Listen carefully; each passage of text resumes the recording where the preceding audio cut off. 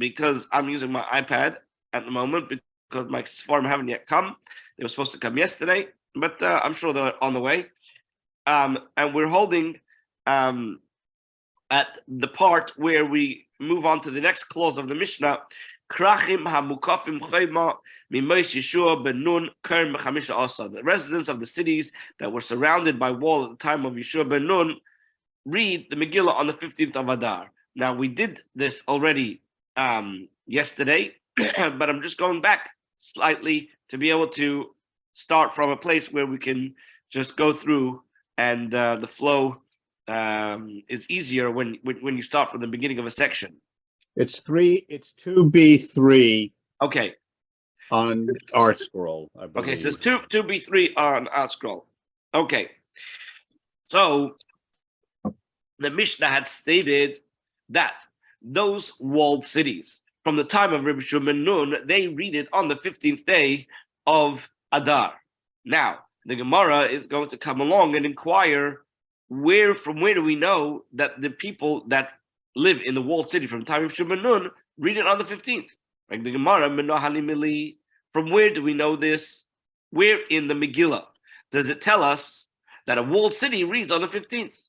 So the Gemara answers, Amar Rava. Rava says the Amakra because it says in the pasuk, Alkein haYehudim haprozim hayeshvim be'arei haprozois. Therefore, the Jews of unwalled cities who dwell in unwalled cities, and the pasuk continues over there to say that they make the 14th day of the month of Adar a day of gladness, which means they would do all the things to commemorate Purim, since the pasuk goes out of its way. And it tells us twice that it is specifically the cities that are unwalled that celebrate the 14th. So midaprozim abba, since the verse specifies that the unwalled cities celebrate on the 14th of the Adar, so therefore we imply from there that mukafin b'chamisha asa. It implies that the walled cities celebrate on the 15th. We're holding Daf base, Amud base. We went back to the break where it starts to quote from the Mishnah to say that on the 15th day, the walled cities from the time of Yeshua ben Nun would read the Megillah. And we asked, where do we know this from? And Rava says, we learned it from the pasuk in the Megillah, which mentions this term, prozim, twice. It says the Jews that lived in unwalled cities, that dwell in unwalled cities, right? Jews of unwalled cities who dwell in unwalled cities. So the fact that it mentions twice tells us that it's specifically the people lived in unwalled cities that celebrate on the 14th. And we want to imply from there that that's where we know that those who are living in walled cities read it on the 15th. But the Gemara continues to ask, let us say, that fine, it's true. We'll say that the people who live in the walled cities, they read it on the 14th, but perhaps mukafin klalo klaloi. Perhaps the people who reside in walled cities should not celebrate Purim at all. Right? The Gemara, how could you even say that? How could you even possibly suggest that? Who are the people who lived inside the walled cities not Jews? They have to celebrate Purim. Furthermore, a historical fact is that all the Jews accepted upon themselves to celebrate Purim, as it says in the Megillah, with regards to the states of Achashverosh. In other words, how many countries he ruled over. It says Mahoidu Viad Kush, right? It says that he ruled over Hoidu until Kush, and later on in the Megillah, when it talks about how these mitzvahs were accepted by everybody to commemorate Purim, were accepted by all of the provinces of Achashverosh's kingdom. So certainly it spanned from Hoidu to Kush, and they were certainly included in them walled cities. So therefore, you cannot suggest that maybe walled cities would not celebrate Purim. Okay, but still, how do you know that they read it on the 15th? Perhaps one could say that the unwalled cities celebrate on the 14th, mukafin, but the people who reside in walled cities, perhaps they celebrate on both the 14th and the 15th. As it's written in the Megillah itself, Eis Yom Arba Asa Lachidish Adar ve'Eis Yom Chamisha Asa B'Yom B'Chol Shana V'Shana. Says that they should observe the 14th day of the month of Nisan and the 15th day of the month of Nisan each and every year. Of not Nisan of Adar each and every year. So perhaps we could suggest that not that they celebrated only on the 15th, but maybe they celebrated on the 14th and the 15th. So the Gemara says that that's not possible. Why? Because ihava kosab, if it would have written eis arba asa v'chamisha asa, where you have no interruption between the arba asa, the 14th, and the chamisha asa, the 15th, then I would have said that you're correct. Kedo amart. Then it would be as you suggested. But hashta now, the chsiv that it says in the pasuk eis yom arba asa, ve'eis yom chamisha asa, which has the word eis interrupting between the 14th and the 15th. So we say asa eis, comes this word eis or pasuk, and it interposes to teach that they're not celebrated together. Hani ba'arba asa, there are these which are the unwalled cities which will celebrate on the 14th, and those who are in the walled cities will celebrate on the 15th. The Gemara. Okay, so we cannot say that it's the 14th and the 15th, right? It's got to be one or the other.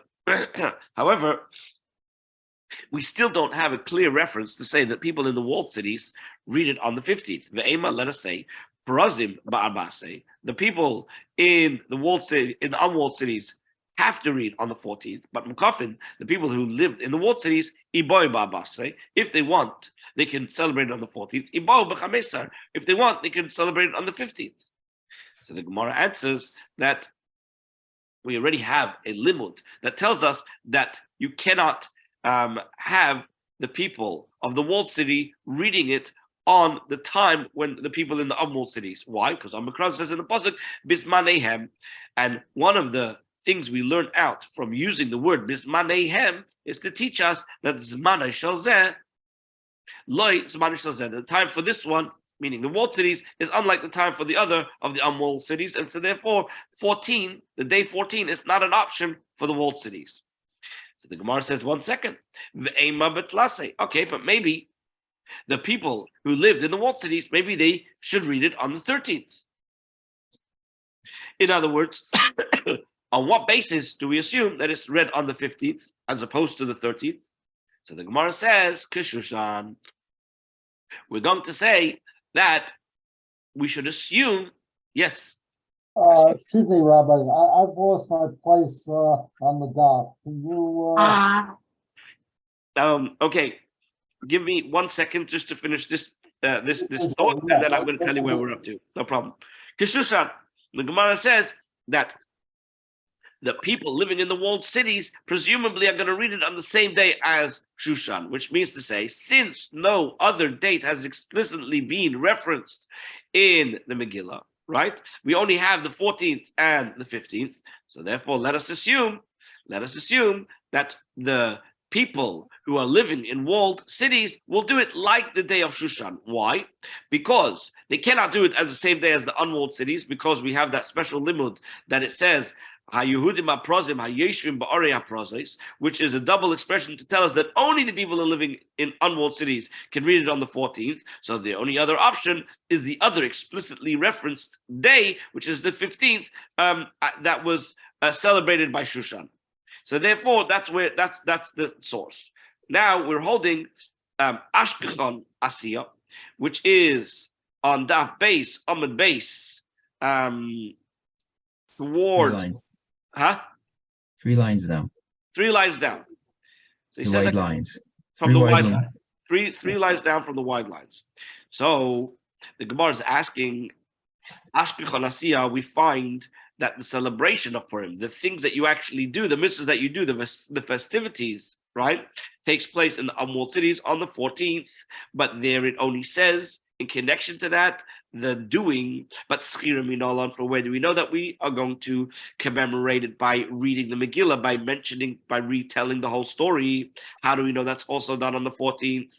So the Gemara says, Because later on in the same chapter, on Makra, it says in the Megillah, in the Pasuk, Va'yomim ha'ela, and these days, niskarim v'nasim, they shall be commemorated and celebrated. So, iskash, we equate zechira la'asiyah, the commemoration part, which is the reading of the Megillah, to the celebration part, which is doing the other things like celebrating with the Su'udah and so on.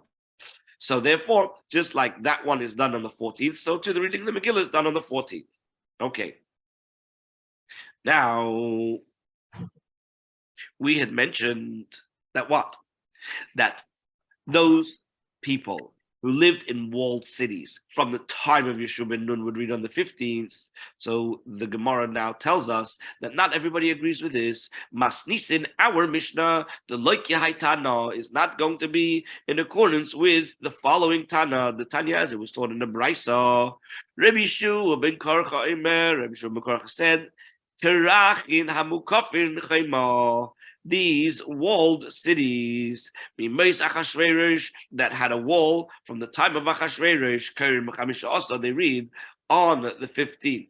They read on the 15th. Now, it was mentioned yesterday that, one second. I'm missing something. Oh, thank you. Okay, I just saw something in the chat. Okay, so it was mentioned yesterday that one of the reasons why we say from the time of Yeshua ben Nun and not from the time of Achashverosh was for the covet of Yerushalayim. And this is indeed the case. However, today I wanted to share with you the source. The source of it is actually Yerushalmi. The Gemara in Yerushalmi says as follows. Gemara in Yerushalmi says over here, is it here? One second. One second. Here you go. It says, Krachim, that cities, Hamukafim Chaimai, that are surrounded by a wall. They read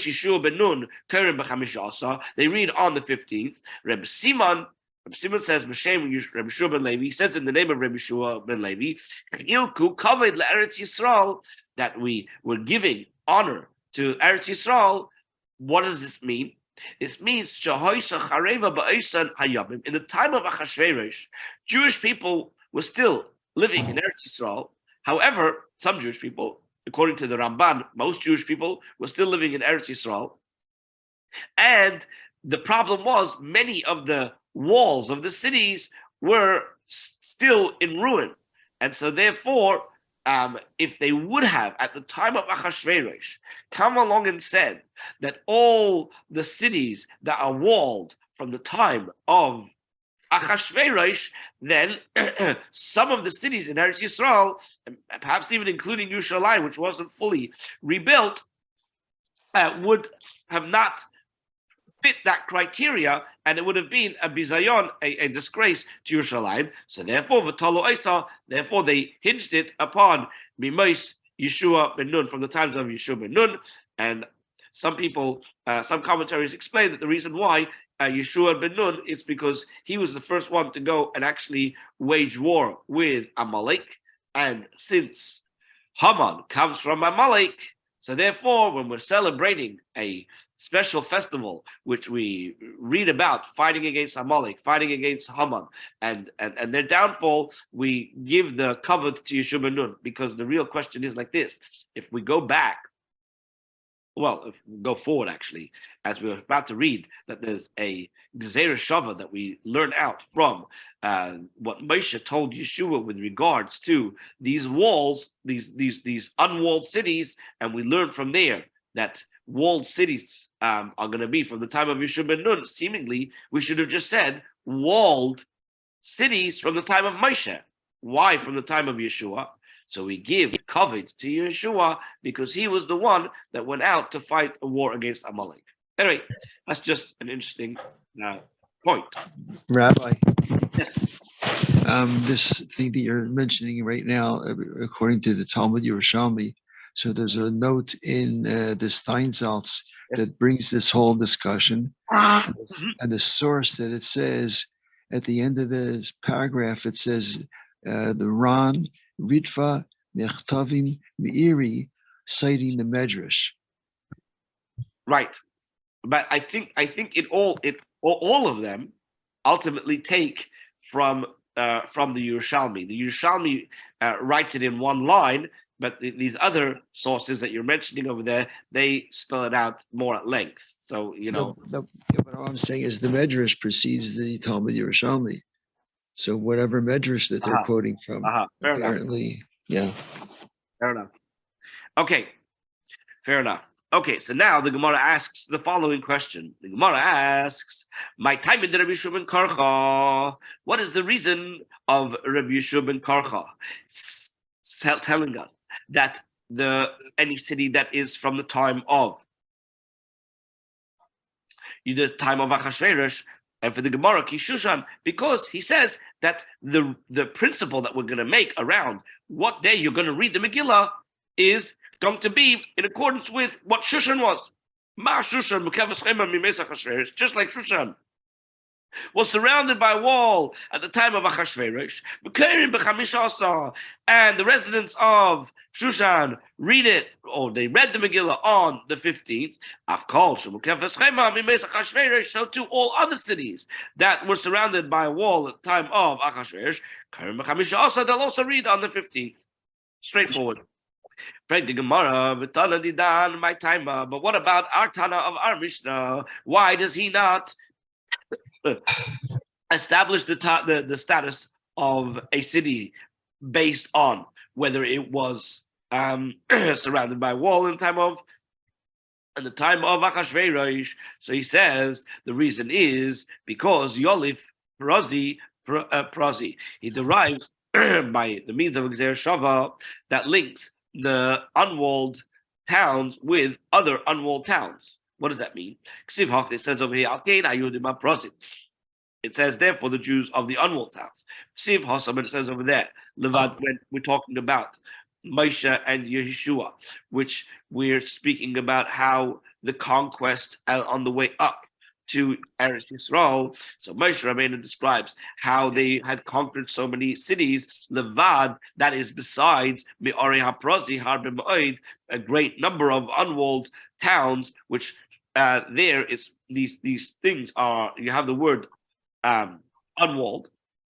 So Malahalan, just like over there, it is at the time of Yeshua ben Nun, Afkan. So to over here, Yeshua ben Nun, when it says unwalled cities, right? It has to be from the time of Yeshua ben Nun, and from here we learn that any city that was walled in the time of Yeshua ben Nun, then they would read on the 15th. Okay. So now. It all makes sense. Why? Rabbi Yeshua ben Karcha would not say like our Tana. Why? The less late prazi, because he does not hold of the Gzer Shava of unwalled towns and unwalled towns. As Rashi already points out, that Gzer Shava you cannot learn out on your own. You have to have received it from your teacher. He didn't receive it from his teacher, therefore he could not accept it. Elatana didan, my time but our Tana, why couldn't he accept the reasoning of Rabbi Yeshua ben Karcha and therefore follow him and say that it's from the time of Achashverosh? Gemara, what's your question? My timer. What do you mean? What's the reason? We told you the reason. Because he holds of the Gzer Shava of unwalled towns and unwalled towns. Says the Gemara, no. Hachikama. This is what I meant to say. I want to know Elashushan the Avda Kaman. Who does Shushan follow? According to the Tana of our Mishnah, if you're going to say that the criteria is any wall that is a walled city from the time of Yeshua ben Nun, so then on the one hand, right, it's not going to be a walled city from the time of Yeshua ben Nun. On the other hand, it's not going to be like a spread out town, an unwalled city. As the Gemara says, it's not like the unwalled cities, and it's unlike the walled cities. So, and for the Gemara, Rava answers this question. Some say Kedi says this, shiny Shushan. Shushan has a special category. It's different than all other cities. Because the miracle was performed over there, and therefore they started to celebrate on the 15th. So therefore, ever since then, since the miracle took place in that time, even though it wasn't a city that was walled from the time of Shubanun, nevertheless, they continued to do it on the 15th. Okay. So far, so good. Frank the Gemara. But 1 second, in terms of how you're going to use these verses and the words in these verses to teach me different things, I'm going to have a problem with Rabbi Shua ben Karcha. Why? We'll see. According to our Tana, who says that what? That a city status depends on whether it was walled at the time of Yeshua. So, we can understand what it says. Medina or Medina, Ve'ir Va'ir. In other words, the Torah, the Megillah tells us that these days are celebrated and they're commemorated, etc., etc. And it tells us city, it says province and province, and city. So obviously, if I'm saying Medina, Medina is to tell you that there's a distinction between one province and another province. And when it says Va'ir Va'ir, it's coming to tell me another difference between Ir Va'ir, right? Why are none of these terms redundant? So he explains, Medina, when it says one province and versus another province, that's l'chalik ben mukaf u'chema mimeis Yeshua ben Nun, right? This comes to tell me that there's going to be a difference between what day you read it if you were walled from the time of Yeshua ben Nun, and between the cities that were walled only from the times of Achashverosh. So according to our Tana, the Tana of our Mishnah, it works well. Furthermore, when you go to the next words, Ir va'ir, Nami, there's also going to be a distinction between one city and another city. And what is that? That would be l'chalik bein Shushan l'shar Yaris. That is going to be to make the distinction between Shushan and the other cities. Why? Because Shushan wasn't walled between from the time of Yeshua ben Nun, only from the time of Achashverosh. And what did we say about those cities that they read on the 14th? So all the other cities that are not walled from the time of Yeshua ben Nun are going to read on the 14th, but Shushan is going to be on the 15th. Therefore, according to our Tana of the Mishnah, it works very well to have all of these four words, Medina, Medina, and Ir va'ir. Each one comes to teach me a distinction between the two. According to you, Rabbi Shua ben Karcha, then what do you say? You say that what? That it's only from the time of Achashverosh, not from the time of Yeshua ben Nun. So let's look at it. Medina. So when you say province and province, this all works well. L'chalik bein mukaf u'chema mimeis Achashverosh l'she'ei mukaf u'chema mimeis Achashverosh. It's to make a difference between those that were walled at the time of Achashverosh and anything that was walled that was not walled at the time of Achashverosh. But ela ir va'ir l'mayasa. What does the term ir va'ir come to teach me? What kind of distinction? Because this idea of Shushan being walled at the time of Achashverosh is already included into the first group, right? So why do I need the ir va'ir to teach me what? L'mayasa. What does it come to teach me? Understand the question? Why do I need, according to Rabbi Shua ben Karcha, who says that the criteria is from the time of Achashverosh, well, Shushan was already in that time, so therefore we have to make a distinction between all the cities that were walled at the time of Achashverosh and all the cities that were not walled at the time of Achashverosh. But then there's no further distinction between Shushan and any other city. The distinction has already been made, and that we can learn from Medina. We don't need the words ir va'ir. So what does the words ir va'ir come to teach us? So what do Jewish people do? Jewish people, when you ask them a question, they respond with another question. Rabbi Shua ben Karcha, so Rabbi Shua ben Karcha can say to you, does this verse work in accordance with our Tana? In other words, according to the Tana of our Mishnah, Even the Islay Prosi, since he already has a Gzera Shava to teach me about the unwalled towns. So Medina, Lamali, why does he even need this distinction that is going to be explicitly stated in the pasuk by Medina? He doesn't need it. He already has a Gzera Shava, and so therefore he too is going to have words of that verse that are superfluous, that are not needed. Right? In other words, the same question you're asking me, I can point back at you and say you have the same problem. Or rather, we must say that the pasuk is not coming to make any distinctions between Shushan and other cities, but rather the pasuk comes to teach us some other teaching. Levi, it's like the teaching of Rabbi Shimon Levi, the Asa that it came to teach. And what's the teaching of Rabbi Shimon Levi? Rabbi Shimon Levi says, Krach, v'kol hasamuchlai, a walled city, as well as everything that is near it, v'kol hanira imai, and everything that can be seen with it, nidan kikrach, is treated like as a walled city, which means to say, even if this particular village or town is technically outside the wall, but nevertheless it's close to the wall, so then it's considered and judged as if it is part of the walled city, and therefore nidan kikrach, it's treated like a walled city, and you'd read Megillah on the 15th. Okay, so now in terms of figuring out who qualifies and who doesn't, the Gemara asks, Ad Kama. Well, how far can this settlement, can this village, or whatever you want to call it, how far can it be from the walled city to still be considered to be part of, near the city? So, Rabbi Yirmiyah says, Vitema, and others say that this was said in Rabbi Chia Bar Abba said this, Ke mechamson l'Tiberia mil. It's like the equivalent of the distance between Chamson and Tiberias, which is 1 mil. Chamson seems to be the place where the hot springs of Tiberia are. And so the distance from there to Tiberia is 1 mil. 1 mil is 2,000 amas. 2,000 amas is just under a kilometer.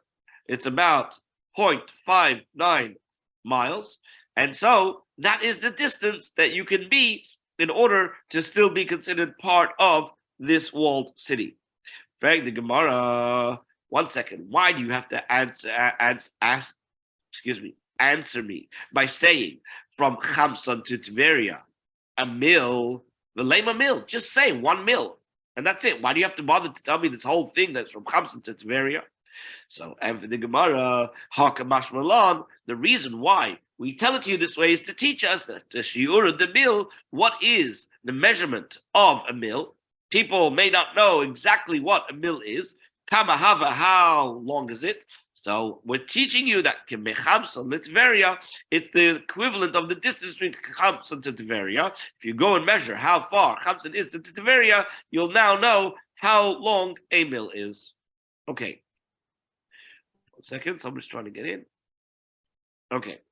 So now, once we already teach a teaching from Rabbi Yirmiyah, or as others say, it was Rabbi Chia ben Abba, the Gemara comes along and quotes other teachings from the same source.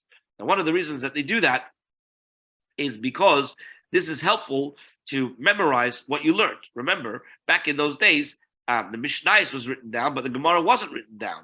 And so since the Gemara wasn't written down, how are you going to remember all these teachings? So one of the ways they would remember these teachings is once you quote something in the name of one rabbi, you'd say, I've got a number of teachings from the same rabbi. And then you'd come home at night, right?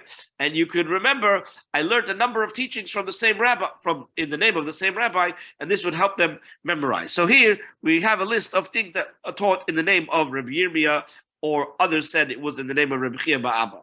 So what's the teaching? The next teaching is Amar Rabbi Yirmiyah, Rabbi Chia bar Abba, Manspach, Seifim Amorim.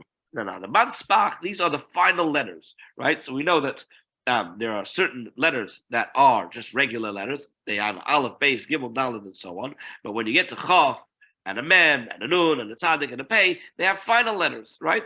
And so these letters, manspach, they were what? They were instituted by the prophets. Tzofim amorim. The tzofim, the seers, meaning the prophets, were the ones who instituted them.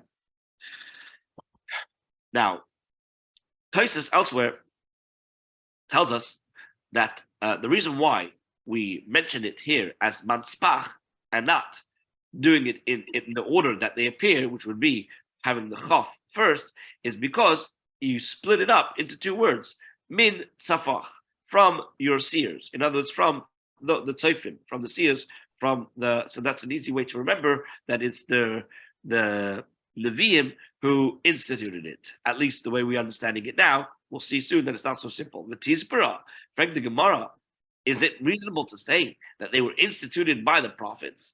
Doesn't it say that these are the commandments? And since these are the commandments, teaches us that what? That a prophet's not allowed to introduce anything new from now on.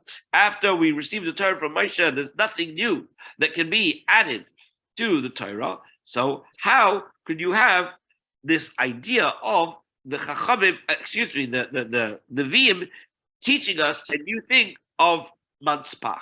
What's the problem? The problem is that when it comes to the laws surrounding the kashrus of a Sefer Torah, we know that many of the letters, or many of the words, are going to have final letters, right? So if up until the Nevi'im came along, we didn't have final letters, right? So all of a sudden reinstituting them and then taking a Torah that has these letters, right? You're taking something that until now would have been not kosher and now making them kosher. So what you're doing is you're adding to the Torah. You're not allowed to add to the Torah.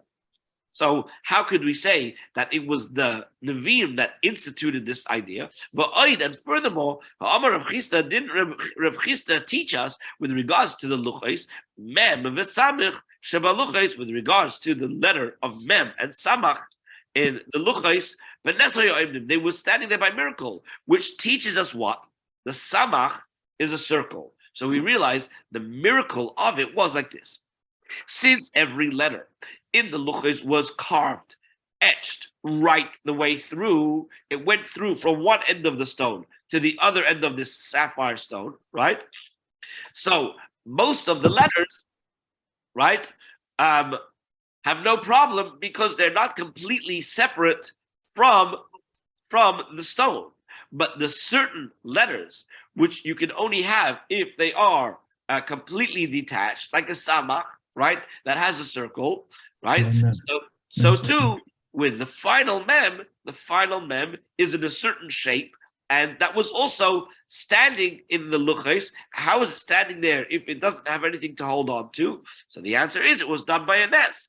But be that as it may, what we learn from here is that the final mem was already known at the time of receiving the Torah. So how could we say that it was the prophets of the later generations who came and instituted the Manspach? Yeah. And for the Gemara, so the Gemara answers, it's true. Mahava Havu, they were there. We had both forms of the letters. We had the regular mem and the nun and the tzaddik and the pei, and we had, but we also had the final ones, right? Beloi have a yadu high be'emsa teva, v'hai b'sefer teva. They didn't know which form belongs in the middle of a word and which one at the end of a word. So v'ostu tzofim, so came along the prophets. V'sakinu psuchin be'emsa teva. They established that the open forms of the letters, like a mem and a fei, that were the regular ones were used for the middle of a word, but the final ones, right, Sefer Teva would be at the end of the word. Okay, but even then, Seif Eila mitzvahs. It's still, in the final analysis, there are still the pasuk that says these are the mitzvahs. She'ein navi asid l'chadish davar miyato. You cannot have somebody who comes along to teach us something that were not taught in terms of a mitzvah from Moshe Rabbeinu. So how can you have them come along and even teach us which one belongs where? Again, it's a form of a halacha, and they're not allowed to establish any new halachas. Ella answers the Gemara. Sorry. Chachum, the Jewish people had forgotten it. In other words, they were taught by Moshe Rabbeinu, but they had forgotten. And now these later prophets came and reinstituted them. So therefore, it's not a problem with the pasuk of Eila Mitzvahs that you cannot come to teach anything new. You cannot establish new halachas, even if you're a prophet, because they didn't come to establish any new halachas. They were just teaching that which had been forgotten. Okay. Once we mentioned the teaching of Rabbi Yirmiyah or Rabbi Chiya Abba, we mentioned another one. Rabbi Yirmiyah said, some say it was Rabbi Chiya Abba, that Targum Shel Torah, the Aramaic translation of the Torah, Unclus Hager Amrai. Unclus, the Ger, was the one who said it and taught it. Mipi Rabbi Eliezer and Rabbi Yeshua. He said it in the name of Rabbi Eliezer and Rabbi Yeshua. In other words, he learned it from them, and he was the first one to teach it to everybody else. Targum Shel Nevi'im, but when it comes to the Aramaic translation and interpretation of the Nevi'im, the prophets, the books of the prophets, that Yonasan ben Uziel Amorim, Yonasan ben Uziel was the one who composed it, and he said it, and he taught it to everybody. Where did he receive it from? He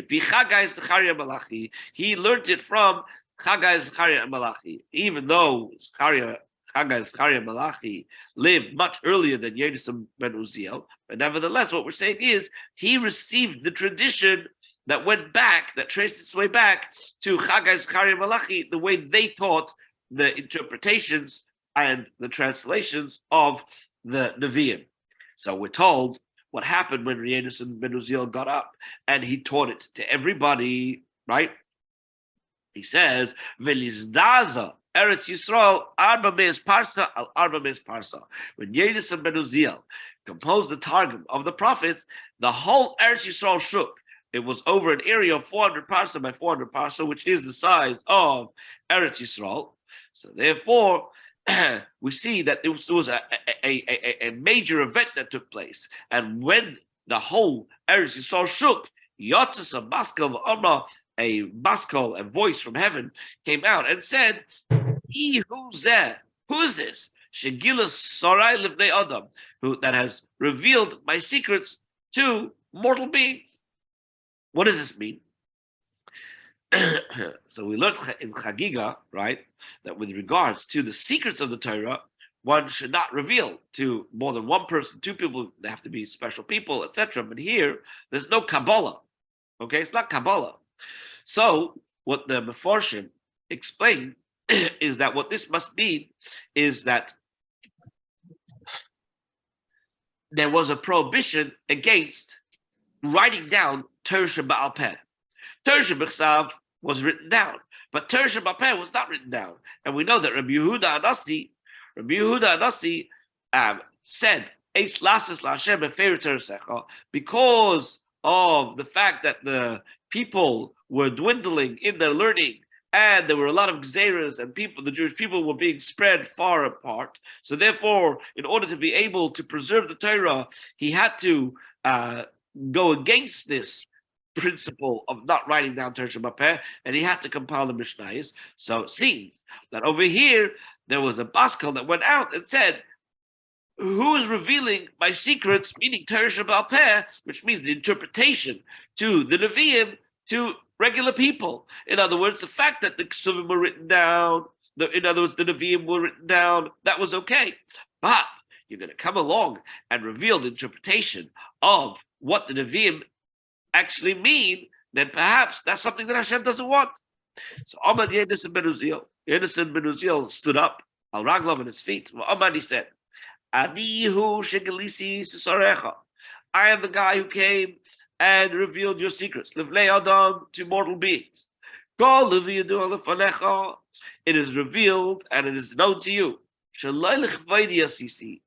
I didn't do this for my own honor, and I didn't do it for the glory of my father's house.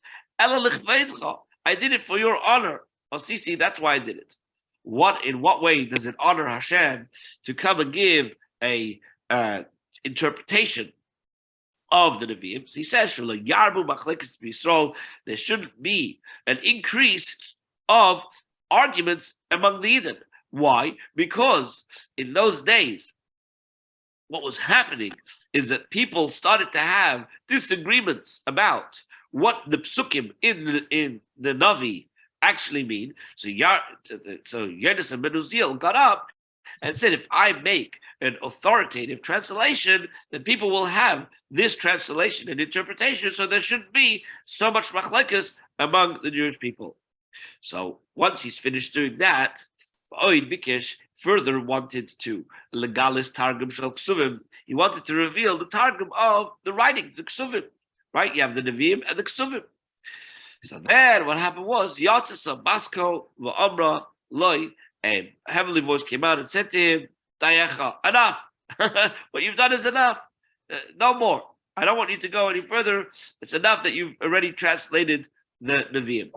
Greg the Gemara, my time, why was he prevented? Why was Yonis and Ben Uziel told that the Nevi'im, okay, but the Ksuvim not? What's different? Says the Gemara, Mishum the Ispe case Mashiach.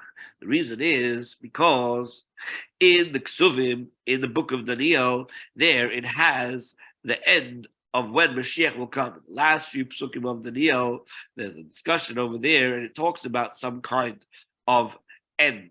When Mashiach is going to come, if Yonis and Ben Uziel would have given a clear interpretation, then everybody would know when Mashiach is going to come. And Hashem didn't want that. Okay. Rabbi, Yes. I forget the details, but I think when I was in Eretz Yisrael, there's something special about the kever of Yonis and Ben Uziel.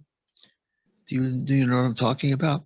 Yes. So Yonis and Ben Uziel was a great Tana, and he was buried in a place called Amuka, which is very difficult to get to, and he was single, and if I'm not mistaken, he was single. And we say I remember hearing, and I can look it up, but I remember hearing this, that it says that anybody who's struggling to find a shidduch, to find a suitable match, if they come to the grave of Yonis and Ben Uziel, then they will be helped and be blessed with a suitable shidduch. So that is the resting place of Yonis and Ben Uziel. It's up north. It's not too far from Tzfas and Meron. I went there, even though I'm a Kohen, but I went there as a student. So I went to all these places. But now I'm remembering it was very, very difficult to get to. It was, and the road was almost like on the side of a mountain. It was barely big enough for two cars, like one going one way, one going another way. Yes. And it was a big Mesiras Nefesh to be able to get there. That's correct. I think now they've made better roads since you went there. I think it's easier to get to today, but it used to be very difficult to get there. And it was called Amuka because it was deep. It was hard to get there. Yes. Okay, so now we have a challenge to the statements that we made here in the Gemara. Here we said that Onkelos the Ger was the one who composed the Targum of the Chamishi Chumshu Torah of the Chumash. So the Gemara asks, "V'Targum Shel Torah Onkelos Ger Amrai."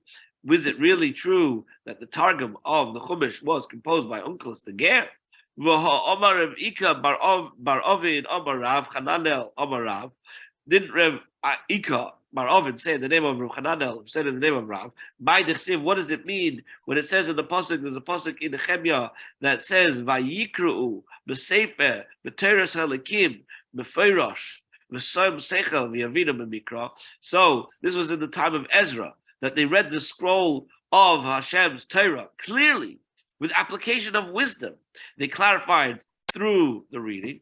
So the verses explained as follows: Vayikru b'sefer b'teres elikim ze mikra. They read the scroll of the Torah of Hashem's Torah. This refers to the text of the Chumash. B'fayrash, what does it mean clearly? The Targum. This refers to the Targum, right? The translation and interpretation. With application of his wisdom refers to the division of the different verses. And when you know where a verse ends, you can better understand the flow of the verses, what's being said. They clarified through reading Elu Piskei Talmud. This refers to the notes of the cantillations. The way you read something, right, with the cantillations also adds to the clarity of understanding the verses. Some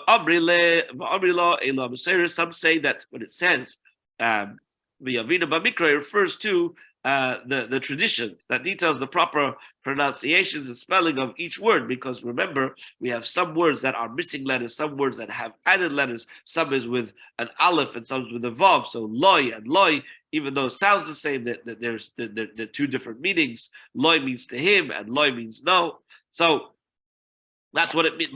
That's the other interpretation of what it means.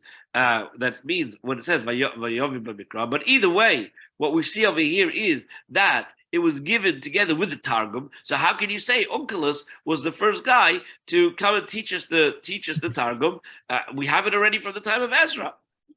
And for the Gemara answers, no. That the truth is the Targum did exist. However, it was forgotten, and then it was restored and taught to us again by Onkelos. Okay. Said above that when it came to who? To Onkelos, or Ezra. When Ezra came along and he explained to the people the Targum in front of everybody, right? Nothing happened.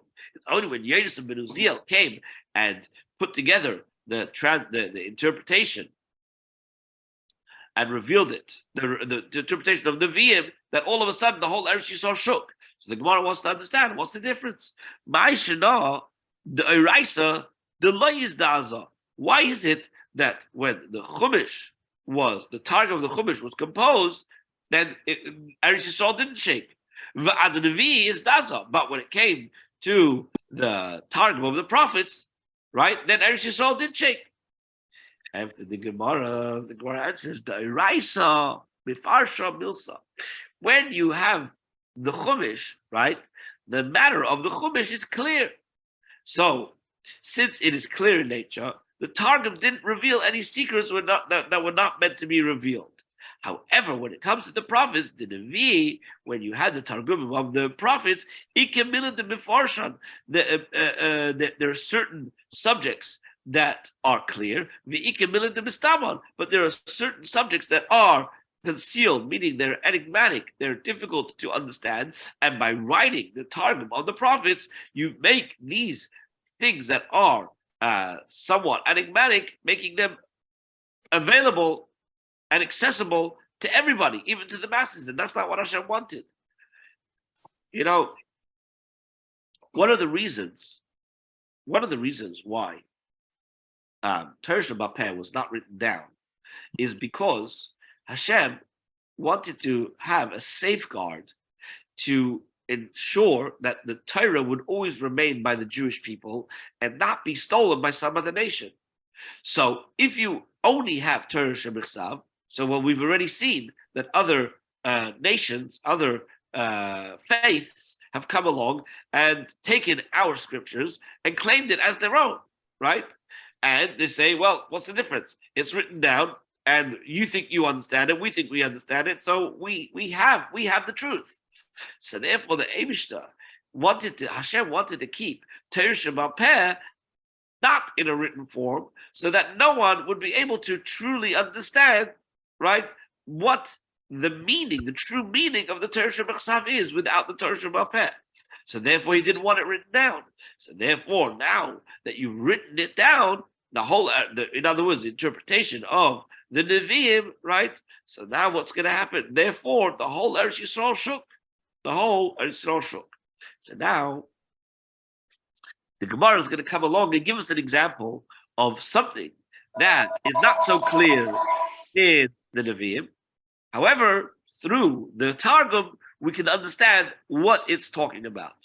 So here's an example. The Ksiv says this is a prophecy in Malachi, not Malachi, in Zechariah. In Zechariah chapter 12, there's a prophecy about an Armageddon. It's like an end time war where all the nations are going to come up against Yerushalayim, and they're going to wage a fierce battle against Yerushalayim, and all of a sudden Hashem is going to come along and make all the fighters that even the weakest is going to be as valiant as the most strongest soldiers and so on.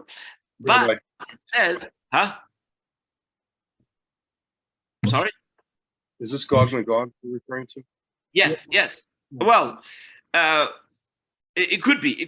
Well, the Gog and Magog is really more referenced in Yecheskel, but here it doesn't say it's Gog and Magog. Here it says it's not Gog and Magog. It's the nations are going to come up. The enemies of Israel are going to come up to Yerushalayim to fight against the Jewish people, and the Jewish people are going to be made to be valiant at that time. And then it says that one person is going to be killed, and that person who's killed in the battle, right, is going to be heavily mourned, right? And this is what the pasuk says. The Chsiv, it says, "Bayemahu," on that day, Yigdal HaMispad, that on that day there shall be a great mourning. In Yerushalayim, Kemispad Hadad Rimon Bevikas Megidon, just like the mourning of Hadad Rimon in the valley of Megidon. Now, if you read that verse, and all you have to work with is Torah Shemichsav, which means the Tanakh, you're not going to know what this is talking about, because if you go through the Tanakh from one end to the other, you're not going to find any eulogy of a guy named Hadad Rimon that took place in the valley of Megiddo. So therefore, what? So Amar Rabbi Yosef, and Rabbi Yosef said, "Ilamale Targuma the Haikra."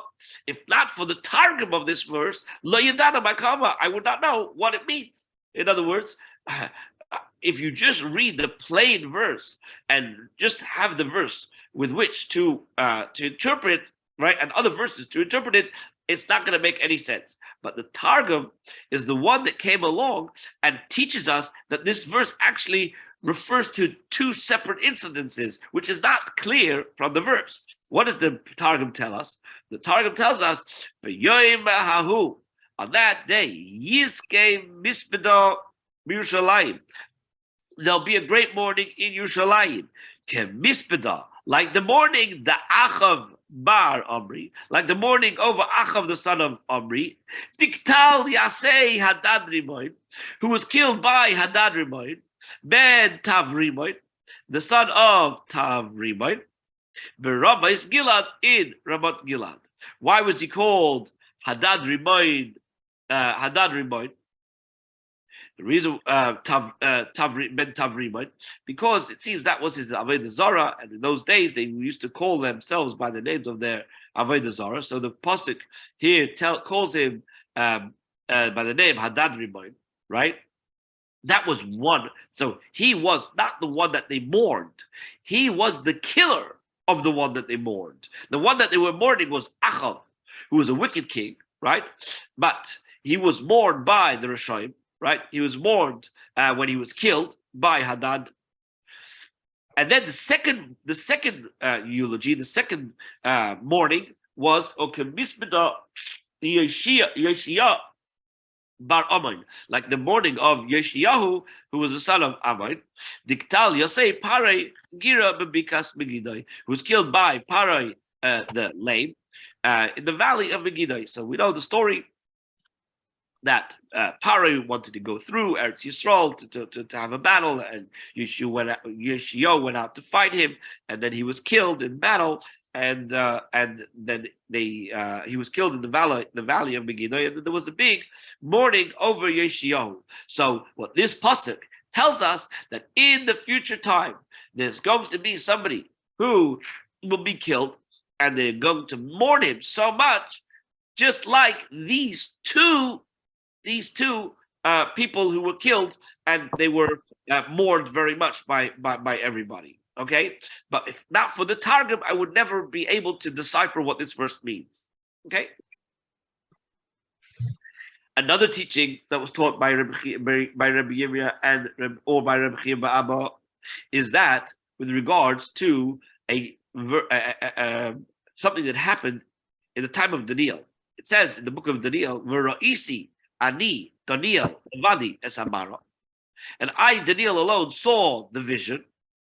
V'hanoshim asher hayu imi, but the people who were with me, lo ra'u es hamara, they did not see the vision.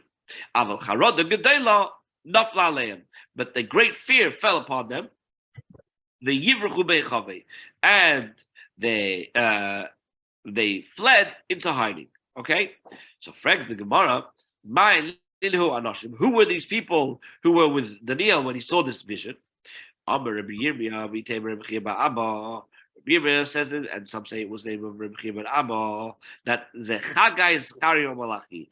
These were Chagai, Zechariah, and Malachi. They were the people who were there while Daniel had this vision. Inhu adif amalei. In one way, they were superior to Daniel, but v'ihu adif minayu. In another way, he was superior to them. What? In what way? Inhu adif amalei. They were superior to him. Why? The inhu neviye v'ihu lav navi. Because they were prophets, whereas he's not a prophet. What does that mean? A prophet really means a mouthpiece, right? A navi. A navi is a spokesperson. Like Aaron, it says with regards to Moshe, Aaron yeh neviecha. Aaron will be your prophet, but not really meaning Moshe's prophet, but rather his mouthpiece. He's going to be his spokesman. So what is a real navi? A navi is a navi that we refer to as a navi is someone who was given the task to pass on, to relay a message from Hashem to the Jewish people. So although Daniel had these prophetic visions, for example, he was able to see in a vision Malach Gavriel and different images and so on and so forth, but nevertheless Hashem never used Daniel to go and relay any messages to the Jewish people of his time. Whereas Zechariah, Chagai, Zechariah, and Malachi, they were used by Hashem as actual prophets to relay messages to the Jewish people. Now, Ihu Adif Binayu, he was superior to them. Why? Because in this particular story, what we see is the Ihu Chaza v'Ihu Loi Chazi, that he saw the vision and they did not see the vision. So, Frank the Gemara, just a question on this story, the story itself. If they didn't see, if Chagai, Zechariah, and Malachi didn't see the vision that Daniel saw, so my time even isu. So why were they so frightened?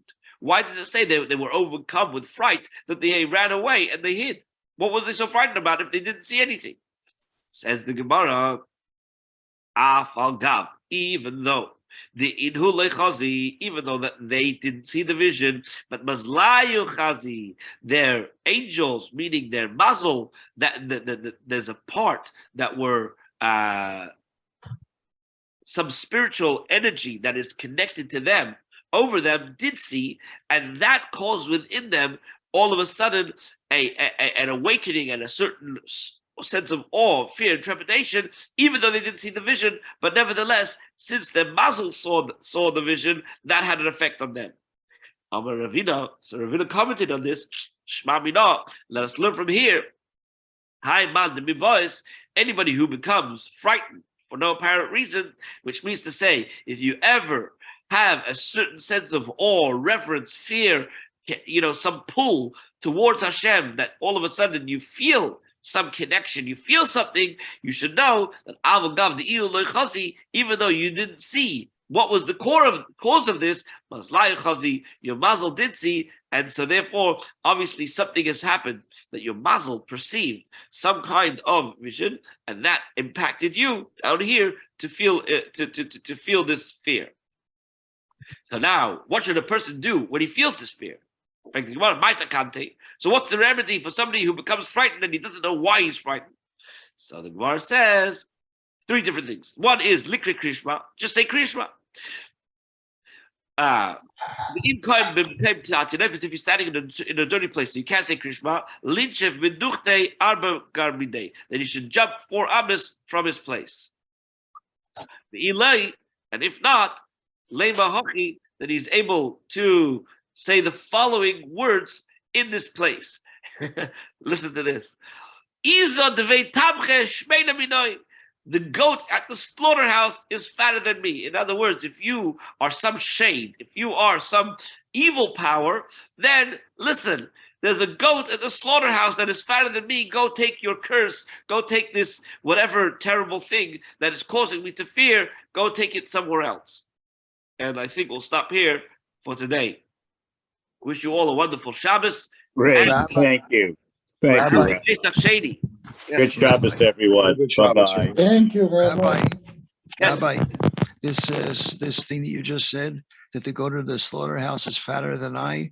So I'm just looking at the Steinsaltz, and it says it means that he should attach less importance to his body and his physical needs. That's brought down from Pardes Ramonim. Oh, wow.